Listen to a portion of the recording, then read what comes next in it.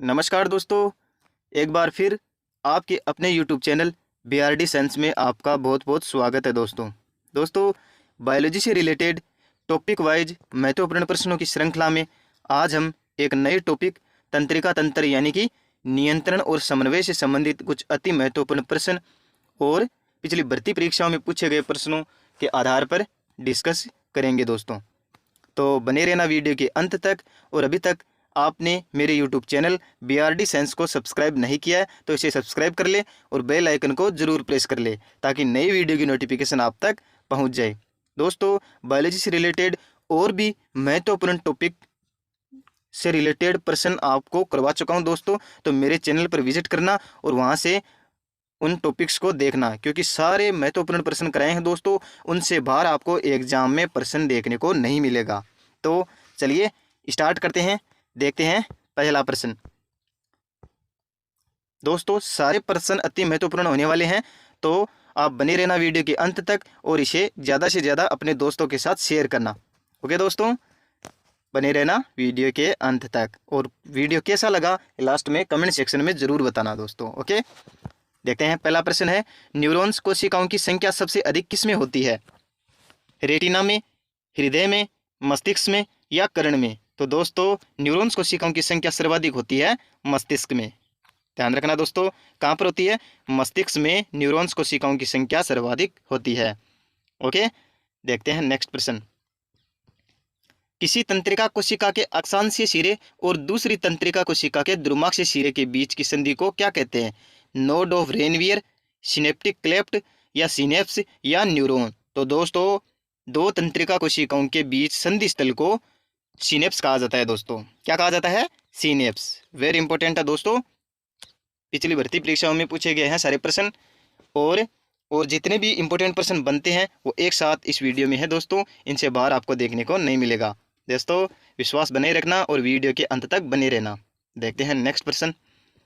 मस्तिष्क के किस भाग में शरीर के ताप को नियंत्रित करने का केंद्र होता है? अग्र मस्तिष्क में, अनुमस्तिष्क में, मेडुला में या हाइपोथैलेमस में? तो दोस्तों ये प्रश्न बहुत बार एग्जाम में पूछा गया है और पूछे जाने की पूरी संभावना है। तो दोस्तों शरीर के ताप का नियमन करता है हाइपोथैलेमस। ऑप्शन डी इसका राइट आंसर है दोस्तों। हाइपोथैलेमस के द्वारा मानव शरीर के तापमान का नियंत्रण किया जाता है। ओके दोस्तों, देखते हैं नेक्स्ट प्रश्न। अनुमस्तिष्क किससे संबंधित होता है? सोचने से, स्मरण और भूख से, सभी अनैच्छिक कार्यों से या मांसपेशीय गतिविधि का समन्वय से? तो दोस्तों मानव मस्तिष्क का अनुमस्तिष्क भाग मांसपेशीय गतिविधियों के समन्वय से संबंधित है दोस्तों। किससे संबंधित है? मांसपेशीय गतिविधि के समन्वय से। तो इसका राइट आंसर हो जाएगा डी, यानी कि मांसपेशीय गतिविधि के समन्वय से संबंधित है अनुमस्तिष्क। ओके दोस्तों, देखते हैं नेक्स्ट प्रश्न।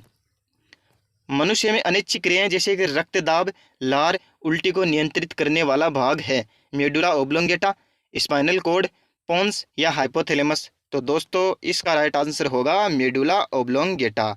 दोस्तों मेडुला ओब्लोंगेटा पर भी बहुत बार प्रश्न पूछा जाता है, इसे वेरी इंपॉर्टेंट कर लेना और ध्यान रखना। देखते हैं नेक्स्ट प्रश्न। मानव मस्तिष्क का कौन सा हिस्सा बुद्धि, स्मृति और भावनाओं का केंद्र है?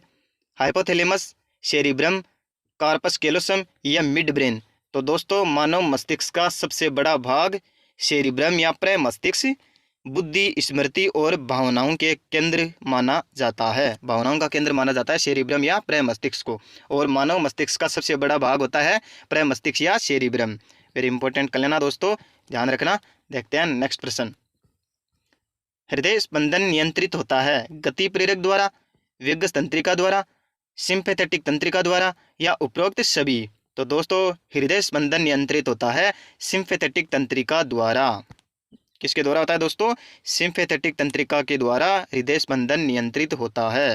ओके दोस्तों, ध्यान रखना। देखते हैं नेक्स्ट प्रश्न। मस्तिष्क का कौन सा भाग भूख और प्यास का केंद्र होता है? भूख और प्यास का केंद्र कौन सा भाग होता है दोस्तों? अग्र मस्तिष्क, थैलेमस, हाइपोथैलेमस या मेडुला? तो दोस्तों इसका राइट आंसर होगा सी, हाइपोथैलेमस के द्वारा भूख और प्यास का नियंत्रण किया जाता है या भूख और प्यास का केंद्र होता है हाइपोथैलेमस। हाइपोथैलेमस पर बहुत बार प्रश्न पूछा जाता है दोस्तों, वेरी इंपॉर्टेंट कर लेना। यदि प्रश्न बनेगा तो हाइपोथैलेमस पर जरूर बनेगा। देखते हैं नेक्स्ट प्रश्न। प्रतिवर्ती क्रिया केंद्र है? प्रतिवर्ती क्रिया का केंद्र कौन सा है? सतही तंत्रिका, स्पाइनल कॉर्ड, केंद्रीय तंत्रिका तंत्र या मोटर तंत्रिका? तो दोस्तों प्रतिवर्ती क्रिया का केंद्र होता है स्पाइनल कॉर्ड। ओके दोस्तों, ध्यान रखना स्पाइनल कॉर्ड होता है प्रतिवर्ती क्रिया का केंद्र। देखते हैं नेक्स्ट प्रश्न। नेत्रदान में दाता की आंखों का कौन सा भाग प्रत्यारोपित किया जाता है? रेटिना, लेंस, कॉर्निया या पूरी आंख? तो दोस्तों नेत्रदान में दाता की आंखों का कौन सा भाग प्रत्यारोपित किया जाता है? ऑप्शन सी यानी कॉर्निया भाग प्रत्यारोपित किया जाता है। यह भी बहुत बार पूछा गया है एग्जाम में दोस्तों, ध्यान रखना। देखते हैं नेक्स्ट प्रश्न। अन्य जंतुओं की अपेक्षा मानव मस्तिष्क का कौन सा भाग अधिक विकसित होता है?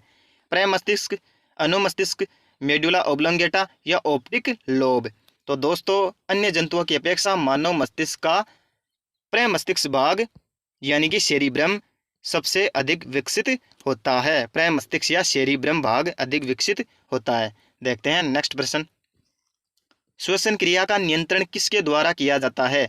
सेरिब्रम के द्वारा, सेरिबेलम के द्वारा, मेडुला ओब्लोंगेटा के द्वारा या स्पाइनल कॉर्ड के द्वारा? तो दोस्तों श्वसन क्रिया का नियंत्रण मेडुला ओब्लोंगेटा के द्वारा किया जाता है। इंपॉर्टेंट कर लेना ना दोस्तों, ध्यान रखना। मेडुला ओब्लोंगेटा, हाइपोथैलेमस, इन दोनों पर विशेष रूप से ध्यान रखना क्योंकि इन पर प्रश्न बनते हैं। देखते हैं नेक्स्ट प्रश्न। तंत्रिका कोशिका के निजल के कण, निजल्स कण किसके बने होते हैं? न्यूक्लिक अम्ल और एसईआर, डीएनए और आरएनए, प्रोटीन और वसा, मुक्त राइबोसोम और आरईआर? तो दोस्तों निजल कण किसके बने होते हैं? मुक्त राइबोसोम और आरईआर के बने होते हैं। मुक्त राइबोसोम और आरईआर के बने होते हैं निजल्स कण। ओके दोस्तों, ध्यान रखना, वेरी इंपॉर्टेंट है क्योंकि ये दोस्तों यही प्रश्न निजल्स कण मुक्त राइबोसोम और आरईआर से बने होते हैं। यह प्रश्न नीट 2017 में पूछा गया है, तो आप ध्यान रखना। देखते हैं नेक्स्ट प्रश्न। मानव नेत्र में प्रकाश संवेदी यौगिक बना होता है ऑप्सिन और रेटिनॉल से, ट्रांसड्यूसिन और रेटिनिन से, ग्वानोसिन और रेटिनॉल से, ऑप्सिन और रेटिनन से? तो दोस्तों मानव नेत्र में प्रकाश संवेदी यौगिक ऑप्सिन और रेटिनन से बना होता है। ध्यान रखना दोस्तों, ऑप्सिन और रेटिनन से मानव नेत्र में प्रकाश संवेदी यौगिक बना होता है। ओके दोस्तों, ध्यान रखना। देखते हैं नेक्स्ट प्रश्न। देखते हैं नेक्स्ट प्रश्न। सबसे प्रचुर अंतःकोशिकीय धनायन कौन सा होता है? Na+, कैल्शियम +2, H+ या K+? तो दोस्तों ये भी इंपॉर्टेंट कर लेना, इनसे 2 प्रश्न आपको तैयार करवाऊंगा दोस्तों। सबसे प्रचुर अंतःकोशिकीय धनायन कौन सा होता है? सबसे प्रचुर अंतःकोशिकीय धनायन होता है दोस्तों K+। कौन सा होता है? K+, यानी कि इसका राइट आंसर होगा डी, K+ होता है सबसे प्रचुर अंतःकोशिकीय धनायन। जबकि सबसे प्रचुर बाह्य कोशिकीय धनायन की बात करें तो इसका राइट आंसर हो जाएगा Na+। ओके दोस्तों, इंपॉर्टेंट कर लेना, इन दोनों को ध्यान रखना। यदि अंतःकोशिकीय धनायन की बात करें तो K+ हो जाएगा और बाह्य कोशिकीय धनायन की बात करें तो Na+ हो जाएगा दोस्तों। ओके, ध्यान रखना, इन दोनों प्रश्नों को पूछा जाएगा एग्जाम में। देखते हैं नेक्स्ट प्रश्न।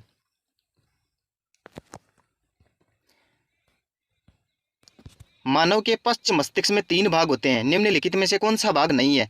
कॉर्पस कैलोसम, पोन्स, अनुमस्तिष्क या मेडुला ओब्लोंगेटा? तो दोस्तों कॉर्पस कैलोसम भाग पश्च मस्तिष्क का नहीं है।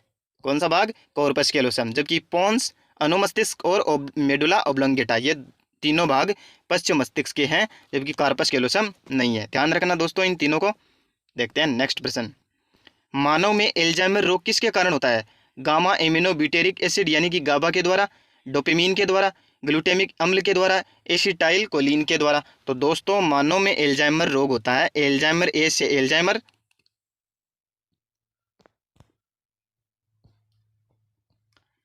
मानव में एल्जाइमर रोग होता है दोस्तों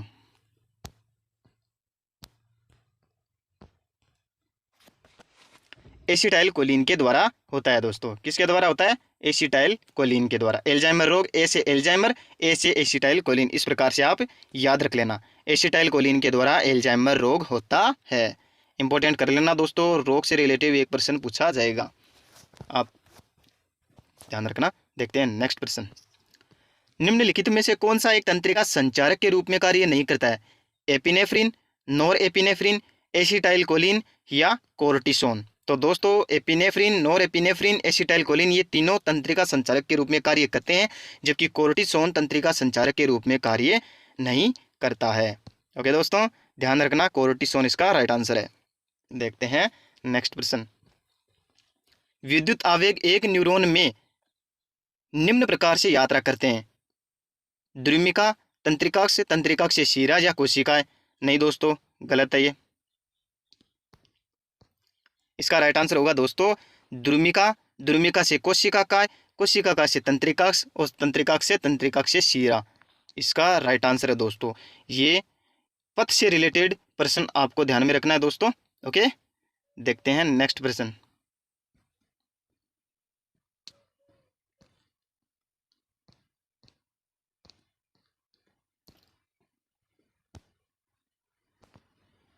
ओके दोस्तों, नेक्स्ट प्रश्न है, निम्नलिखित में से कौन सी प्रतिवृत्ति क्रिया नहीं है? श्वसन, हृदय स्पंदन, लार श्रवण या हाथ की गति। तो दोस्तों हाथ की गति प्रतिवृत्ति क्रिया नहीं है। कौन सी नहीं है? हाथ की गति प्रतिवृत्ति क्रिया नहीं है, ध्यान रखना दोस्तों। देखते हैं नेक्स्ट प्रश्न। मस्तिष्क का कौन सा भाग ताप नियमन के लिए उत्तरदायी होता है? प्रमस्तिष्क, हाइपोथैलेमस, कार्पस कैलोसम या मेडुला ओब्लंगेटा। तो दोस्तों हाइपोथैलेमस भाग ताप नियमन के लिए उत्तरदायी होता है। ध्यान रखना दोस्तों, हाइपोथैलेमस पर बहुत प्रश्न बनते हैं और बहुत प्रश्न पूछे गए हैं। इसका राइट आंसर होगा हाइपोथैलेमस। देखते हैं नेक्स्ट प्रश्न। द्रुमाक्ष और तंत्रिकाक्ष किस कोशिका के भाग हैं?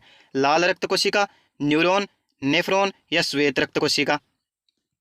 तो दोस्तों द्रुमाक्ष और तंत्रिकाक्ष हैं न्यूरॉन के भाग। ओके दोस्तों, न्यूरॉन यानी तंत्रिका कोशिका के भाग होते हैं। देखते हैं नेक्स्ट प्रश्न। सोते समय स्लीप एपनिया किससे संबंधित है? चलने से, बोलने से, खर्राटे से या मुस्काना से, यानी कि मुस्कान से। तो दोस्तों स्लीप एपनिया होता है खर्राटे लेना, यानी कि स्लीप एपनिया होता है खर्राटे लेना से संबंधित है, ध्यान रखना दोस्तों। देखते हैं नेक्स्ट प्रश्न। खांसी और छींकने जैसी अनैच्छिक गतिविधियों को नियंत्रित करता है? मेडुला ओब्लोंगेटा, मस्तिष्क, पोन्स, अनुमस्तिष्क। तो दोस्तों मेडुला ओब्लोंगेटा खांसी और छींकने जैसी अनैच्छिक क्रियाओं का नियंत्रण करता है। अनैच्छिक क्रियाएं आ जाती है दोस्तों, तो वहां पर आप ध्यान रखना, मेडुला ओब्लोंगेटा आंसर करके आना है। ओके, देखते हैं नेक्स्ट प्रश्न। गर्मी, स्पर्श, ठंड और दाब का केंद्र किस में होता है? ललाट पाली, अनुकपाल पाली, भीतीय पाली या ललाट के साथ साथ अनुकपाल पाली, दोनों में। तो दोस्तों इसका राइट आंसर होगा भीतीय पाली, ध्यान रखना दोस्तों। देखते हैं नेक्स्ट प्रश्न। मस्तिष्क का कौन सा भाग हृदय को नियंत्रित करता है? मेरुरज्जु, मेडुला ओब्लोंगेटा, तंत्रिका कोशिका, इनमें से कोई नहीं। तो दोस्तों मेडुला ओब्लोंगेटा हृदय को नियंत्रित करता है। कौन सा?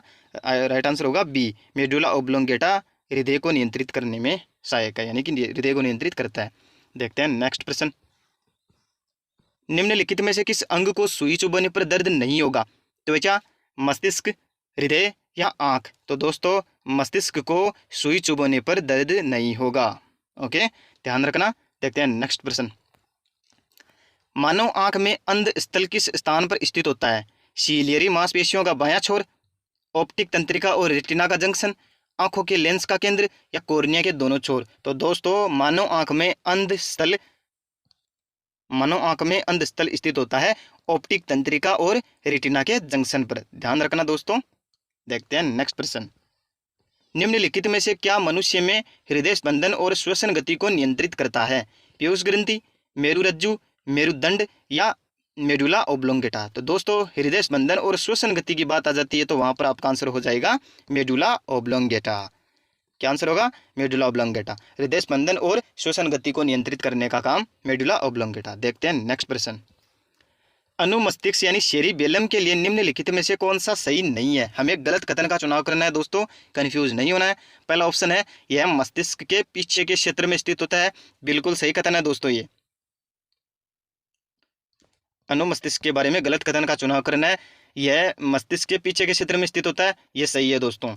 यह गति, वाणी, दृष्टि, गंध, स्वाद, सुनवाई, बुद्धि आदि को नियंत्रित करता है, नहीं, गलत कथन है दोस्तों। ये प्रेम मस्तिष्क से रिलेटेड है। यह पश्च मस्तिष्क का एक हिस्सा है, बिल्कुल सही है दोस्तों। यह शरीर के संतुलन को बनाए रखने में कार्य करता है, ये भी कथन सत्य है। तो इसका राइट आंसर हो जाएगा बी। ओके दोस्तों, देखते हैं नेक्स्ट प्रश्न। प्रमस्तिष्क का प्रमुख कार्य है सोचना, इच्छा शक्ति, युक्ति का या उपरोक्त सभी।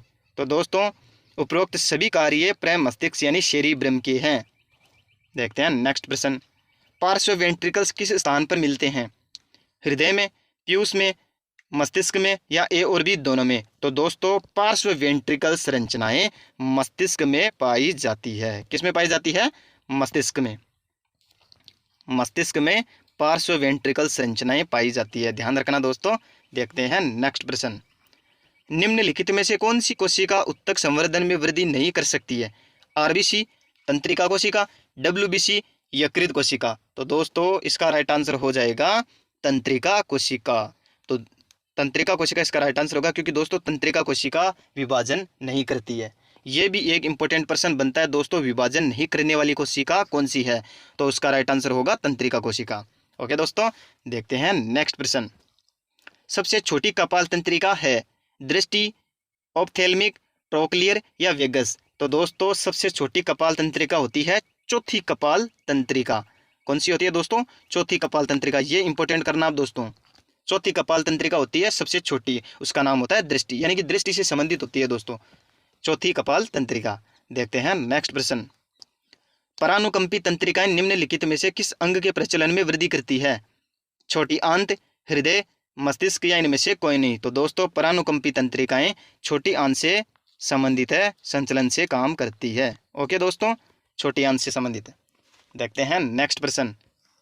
काइफोसिस क्या है? रीढ़ की हड्डी की लंबाई में अधिक वृद्धि होने से इसका मुड़ना, सीने की अस्थियों की मोटाई बढ़ना, व्यक्ति का बौना रह जाना या उपरोक्त सभी? तो दोस्तों काइफोसिस होता है रीढ़ की हड्डी की लंबाई में अधिक वृद्धि होने से इसका मुड़ जाना। इसका राइट आंसर पहला हो जाएगा दोस्तों। काइफोसिस पूछा गया एग्जाम में, पूछे जाने की पूरी संभावना है, तो ध्यान रखना दोस्तों। देखते हैं नेक्स्ट प्रश्न। निम्नलिखित में से सीएनएस का भाग है सेंट्रल नर्वस सिस्टम का भाग कौन सा है दोस्तों? मस्तिष्क, मेरुदंड, ए और बी दोनों या तंत्रिकाएं? तो दोस्तों इसका राइट आंसर होगा ए और बी दोनों, यानी कि मस्तिष्क और मेरुदंड दोनों सीएनएस के भाग है, यानी सेंट्रल नर्वस सिस्टम के दोनों भाग हैं। देखते हैं नेक्स्ट प्रश्न। तंत्रिका कोशिका का माइलिन आवरण किसका बना होता है?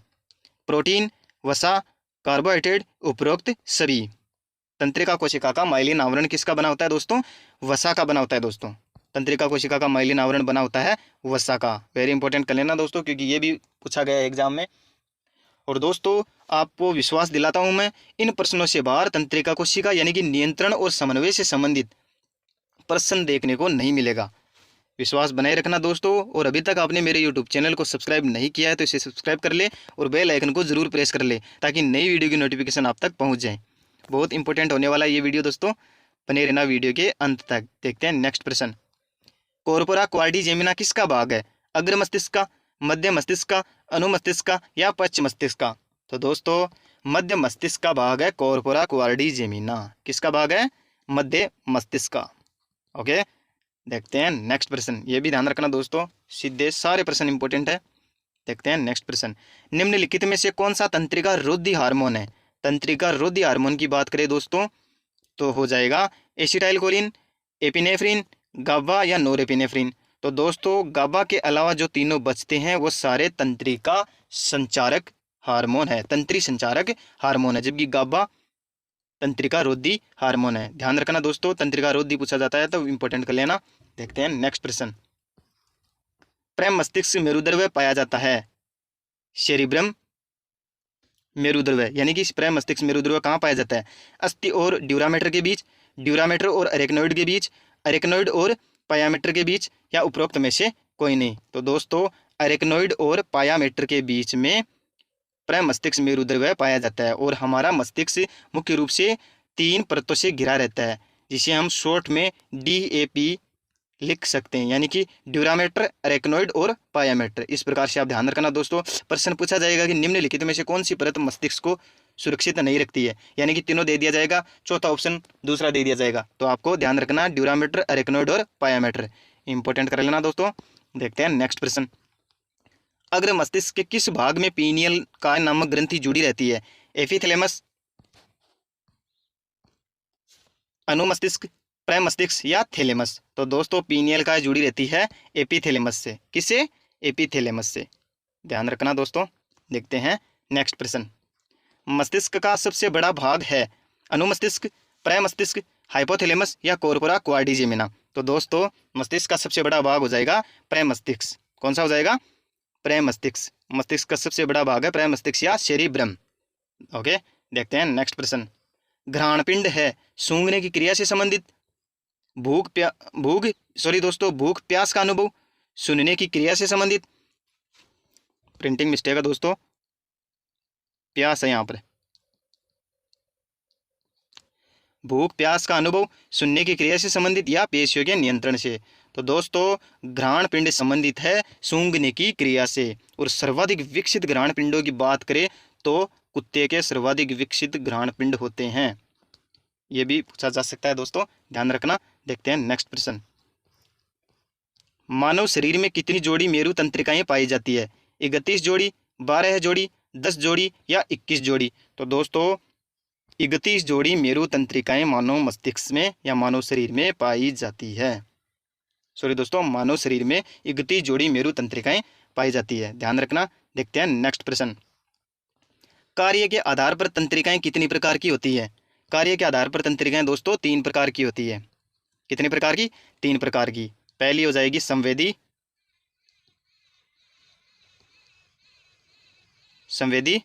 चालक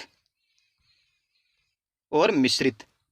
3 प्रकार की हो जाएगी दोस्तों। ओके, ध्यान रखना दोस्तों। देखते हैं नेक्स्ट प्रश्न।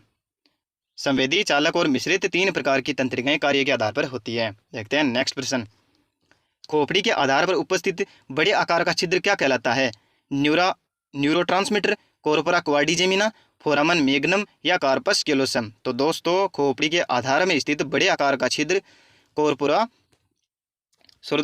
फोरामन मैग्नम कहलाता है। इंपॉर्टेंट कर लेना दोस्तों, ये संरचना सीधी पूछी जा सकती है क्योंकि पूछी गई है एग्जाम में, पूरी संभावना है पूछे जाने की। देखते हैं नेक्स्ट प्रश्न। निम्नलिखित में से किस वैज्ञानिक ने प्रतिवर्ती क्रिया के बारे में बताया था? Spencer, Marshall Hall, Thomas Edison, Pasteur. तो दोस्तों मार्शल हॉल ने प्रतिवर्ती क्रिया के बारे में सबसे पहले बताया था। मार्शल हॉल ने। यह भी इंपॉर्टेंट करना दोस्तों, पूछा जा सकता है एग्जाम में। देखते हैं नेक्स्ट प्रश्न। सारे प्रश्न अति महत्वपूर्ण है दोस्तों, ध्यान रखना। निम्नलिखित में से कौन सी सरल प्रतिवर्ती क्रिया है? भोजन को देखकर मुंह में लार आना, तेज प्रकाश की उपस्थिति में आंखों का बंद होना, गर्म या नुकीली वस्तु से हाथ हटाना या उपरोक्त सभी। तो दोस्तों सरल प्रतिवर्ती क्रिया की बात कर रहे हैं तो ये तीनों सही है दोस्तों। सरल प्रतिवर्ती क्रिया की बात करें तो इसका राइट आंसर होगा उपरोक्त सभी। देखते हैं नेक्स्ट प्रश्न। सबसे बड़ी कपाल तंत्रिका है वेगस, ग्लोसोफेरेंजियल, ट्राइजेमिनल या फेसियल। तो दोस्तों इसका राइट आंसर होगा वेगस। वेगस सबसे बड़ी कपाल तंत्रिका है। देखते हैं नेक्स्ट प्रश्न। सिनेप्स नाम किसके द्वारा दिया गया था?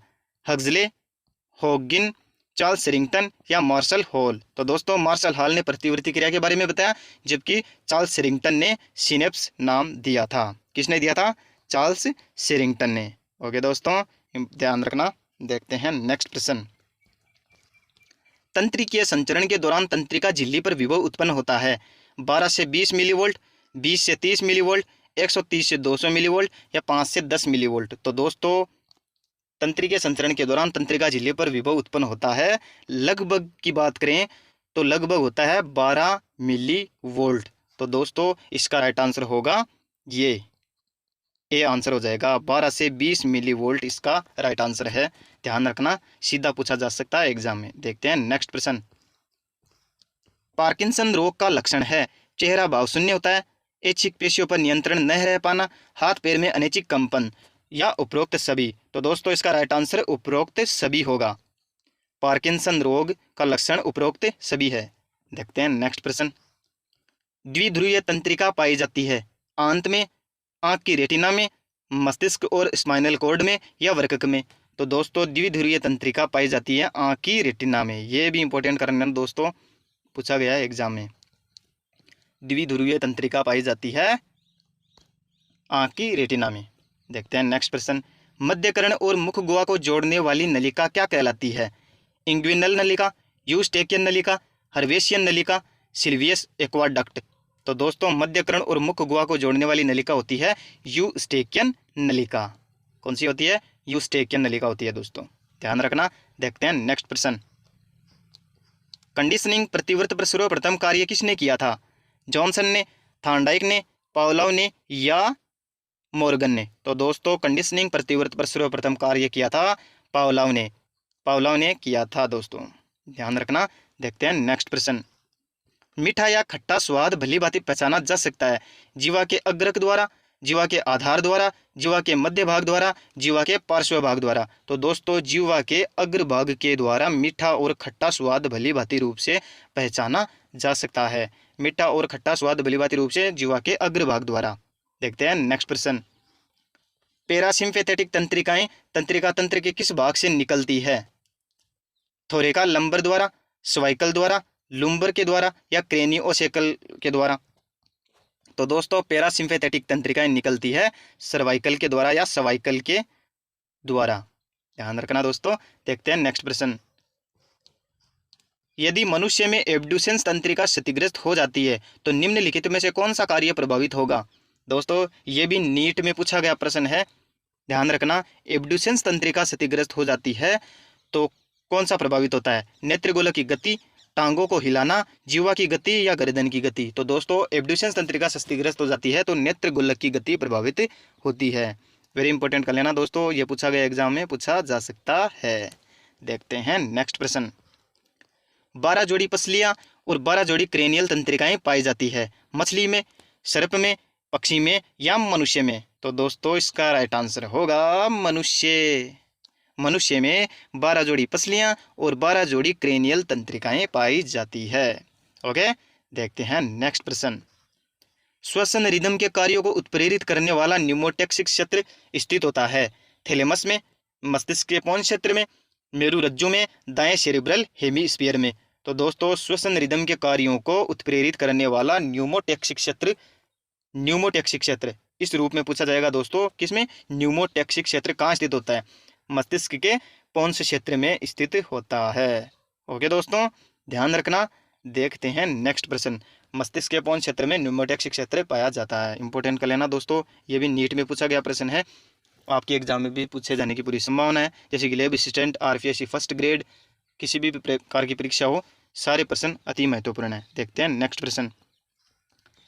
गैंग्लियो कोशिकाएं पाई जाती है स्क्लेरोटिया में, रेटिना में, कोक्लिया में या क्रिस्टी में? तो दोस्तों गैंग्लियन कोशिका पाई जाती है रेटिना में। किस में पाई जाती है? आँख के रेटिना भाग में गैंग्लियन कोशिकाएं पाई जाती है। देखते हैं नेक्स्ट प्रश्न। आँख का कौन सा भाग आँख के भीतर प्रवेश कर रहे प्रकाश की मात्रा का नियंत्रण करता है? कॉर्निया, सीलियरी काय, आइरिस या सस्पेंसरी लिगामेंट? तो दोस्तों आइरिस भाग आँख के भीतर प्रवेश कर रहे प्रकाश को नियंत्रण करती है। ओके दोस्तों, इंपॉर्टेंट करना। देखते हैं नेक्स्ट प्रश्न। तंत्रिका अवयव के चालन का दौरान पुनः ध्रुवण होता है K+ आयनों के आगमन द्वारा, Na+ आयनों के आगमन द्वारा, K+ आयनों के निर्गमन द्वारा या Na+ आयनों के निर्गमन द्वारा? तो दोस्तों पुनर्ध्रुवण होता है Na+ आयनों के निर्गमन द्वारा। ओके दोस्तों, सोडियम+ आयनों के निर्गमन द्वारा होता है। देखते हैं नेक्स्ट प्रश्न। स्तनियों के नेत्र के कॉर्निया और लेंस में अधिक तंत्रिकाएं जाती है? नहीं दोस्तों, अधिक रुधिर वाहिकाएं जाती है। पारदर्शी होते हैं तथा प्रकाश किरणों को रेटिना पर प्रतिबिंब बनाने के लिए विक्षेपित कर देते हैं? नहीं दोस्तों, इसका राइट आंसर है डी। कॉर्निया और लेंस पारदर्शी होते हैं तथा रेटिना पर प्रतिबिंब बनाने के लिए उत्तरदायी होते हैं। देखते हैं नेक्स्ट प्रश्न। स्वायत्त तंत्रिका तंत्र है युग्मित श्रृंखला गैंग्लिया, प्राइम मस्तिष्क, आंख और सभी? तो दोस्तों युग्मित श्रृंखला गैंग्लिया स्वायत्त तंत्रिका तंत्र का भाग है, ये भी पूछा गया है दोस्तों। देखते हैं नेक्स्ट प्रश्न। स्तनधारियों में कितनी जोड़ी क्रेनियल तंत्रिकाएं पूर्णतः संवेदी होती है? दोस्तों 5 जोड़ी, 7 जोड़ी, 3 जोड़ी या 2 जोड़ी? तो दोस्तों 3 जोड़ी क्रेनियल तंत्रिकाएं पूर्ण रूप से संवेदी होती है, ध्यान रखना दोस्तों। देखते हैं नेक्स्ट प्रश्न। अंतःकरण किसके द्वारा भरा रहता है? पेरिलिम्फ के द्वारा, एंडोलिम्फ के द्वारा या लिम्फ के द्वारा या ए और बी दोनों। तो दोस्तों कर्ण अंतःकरण भरा रहता है पेरिलिम्फ और एंडोलिम्फ यानी दोनों के द्वारा भरा रहता है। इसका राइट आंसर होगा डी यानी कि ए और बी दोनों। देखते हैं नेक्स्ट प्रश्न। मानव का कुल दृष्टि क्षेत्र और स्टीरियो दृष्टि क्षेत्र क्रमशः होता है। दोस्तों कुल दृष्टि क्षेत्र और स्टीरियो दृष्टि क्षेत्र कितना होता है? कुल दृष्टि क्षेत्र की बात करें तो 180 डिग्री हो जाता है दोस्तों, और स्टीरियो दृष्टि क्षेत्र की बात करें तो 140 डिग्री हो जाता है। ध्यान रखना दोस्तों। देखते हैं नेक्स्ट प्रश्न। मानवकरण का वह कौन सा भाग है जिसकी सुनने में कोई भूमिका नहीं होती है लेकिन वह बहुत आवश्यक होता है?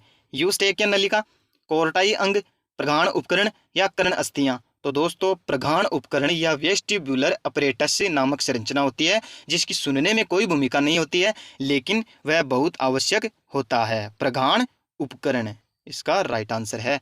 देखते हैं नेक्स्ट प्रश्न। वे तंत्रिका केंद्र जो देह के तापमान तथा खाने पीने की उत्तेजना का नियंत्रण करते हैं किस भाग में स्थित होते हैं? पोन्स, प्रमस्तिष्क, थैलेमस या हाइपोथैलेमस? तो दोस्तों सीधा सिंपल इसका राइट आंसर होगा हाइपोथैलेमस, जो कि देह के तापमान तथा खाने पीने की उत्तेजना का नियंत्रण करते हैं। हाइपोथैलेमस भाग। हाइपोथैलेमस पर यह प्रश्न बहुत बार बना है दोस्तों, और नीट में भी लगभग 3 से 4 बार पूछा गया है प्रश्न, तो ध्यान रखना। देखते हैं नेक्स्ट प्रश्न। मनुष्य में व्यग्र तंत्रिका को क्षति पहुंचने पर निम्नलिखित में से किस एक के प्रभावित होने की संभावना नहीं है? व्यग्र तंत्रिका के क्षतिग्रस्त होने पर निम्नलिखित में से कौन सा एक प्रभावित नहीं हो सकता? बाकी 3 प्रभावित होते हैं। तो जठरांत्र गतियां, अग्नाशय से होने वाला श्रावण, हृदय की गतियां या जीभ की गतियां? तो दोस्तों व्यग्र तंत्रिका के प्रभावित होने से जीभ की गतियां, व्यग्र तंत्रिका के क्षतिग्रस्त होने से जीभ की गतियां प्रभावित नहीं होगी, बाकी तीनों उपरोक्त प्रभावित होगी। इसका राइट आंसर होगा डी। देखते हैं नेक्स्ट प्रश्न। मानव आंख का लेंस है गोल व आगे की ओर जा सकता है, द्वि उत्तल व आगे की ओर नहीं जा सकता, गोल व आगे की ओर नहीं जा सकता या द्वि उत्तल व आगे की ओर जा सकता है? तो दोस्तों मानव आंख का लेंस द्वि उत्तल होता है। क्या होता है दोस्तों? द्वि उत्तल होता है और आगे की ओर नहीं जा सकता है। ओके, देखते हैं नेक्स्ट प्रश्न। गंध किसके द्वारा ग्रहण की जाती है? पीयूष ग्रंथि, हाइपोथैलेमस, ग्रहणपिंड या ओल्फैक्टरी लोब या सेरिब्रम? तो दोस्तों गंध किसके द्वारा ग्रहण की जाती है? ग्रहणपिंड या ओल्फैक्टरी लोब के द्वारा। ये भी ध्यान रखना दोस्तों, कई बार पूछा गया एग्जाम में, इंपॉर्टेंट कर लेना। गंध से संबंधित ग्रहणपिंड या ओल्फैक्टरी लोब होगा। देखते हैं नेक्स्ट प्रश्न। माइलिन आच्छद माइलिन आच्छद किसके द्वारा उत्पन्न होते हैं? श्वान कोशिकाएं और ओलिगोडेंड्राइट्स के द्वारा, तारा कोशिका और श्वान कोशिका द्वारा, ओलिगोडेंड्राइट्स या अस्थि शोषक के द्वारा, अस्थि शोषक और तारा कोशिका के द्वारा? तो दोस्तों इसका राइट आंसर पहला ही हो जाएगा। माइलिन आच्छद श्वान कोशिकाएं और ओलिगोडेंड्राइट्स के द्वारा उत्पन्न होते हैं। ये भी ध्यान रखना दोस्तों, पूछा गया एग्जाम में, सारे इंपॉर्टेंट प्रश्न है दोस्तों। देखते हैं नेक्स्ट। तंत्री पेशियों के ग्राही स्थान कहाँ स्थित होते हैं? सिनेप्टिक आस्यों की झिल्लियों में, पूर्व सिनेप्टिक झिल्ली में, तंत्रिकाक्ष के सिरों पर या पश्च सिनेप्टिक झिल्ली पर? तो दोस्तों इसका राइट आंसर होगा पश्च सिनेप्टिक झिल्ली पर। पश्च सिनेप्टिक झिल्ली पर तंत्री पेशियों के ग्राही स्थान स्थित होते हैं। ओके दोस्तों, आज के लिए इतना ही।